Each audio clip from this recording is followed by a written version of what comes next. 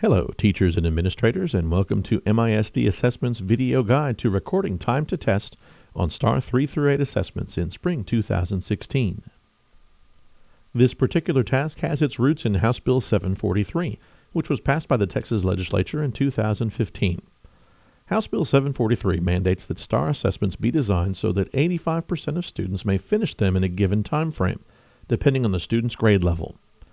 This spring STAAR test will be used to gather data statewide on how much time students actually take so that TEA can determine what adjustments to make to future STAAR assessments.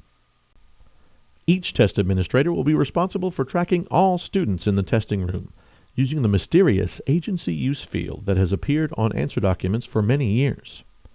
Now you know just why the agency would use this field. Not so mysterious anymore. The agency use field has 5 columns, A through E. You'll be responsible for tracking 2 pieces of data: total testing time, which is the minutes between the times the student starts and ends the test, and total break time, which is the minutes the student spends on breaks outside the testing room, such as to use the restroom. Medical emergencies, which stop the student's testing time, and any situation that causes a stoppage of time for the testing room or the campus, should not be included in the total break time, nor should pauses in testing during which the student remains at his or her desk. Total testing time is recorded in column A for the first day of testing and column C for the second day of testing. Total break time is recorded in column B for the first day of testing and column D for the second day of testing. If your students test only one day, such as with grade 4 and 7 writing, you'll only use columns A and B. Column E will not be used to record data. So now you're probably wondering how one can possibly record a variety of time data using only 10 bubbles. Well, here's how. TEA has determined time increments corresponding to each bubble. You can read up on all the details in Appendix C or Appendix D of the appropriate test administrator manual. But our office has developed a set of charts for easier reference. These will be available for your campus testing coordinator to print and distribute on testing days. You'll have to do some basic math to correlate timing to the chart. You need to know, for instance, that 1 hour is 60 minutes, 2 hours is 120 minutes, and 3 hours is 180 minutes.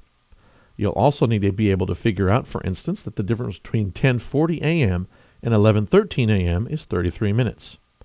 And you'll have to do this for every student in your room. Yes, it is tedious, but it's also mandated by state law. So as Dr. Ian Malcolm might say, there it is.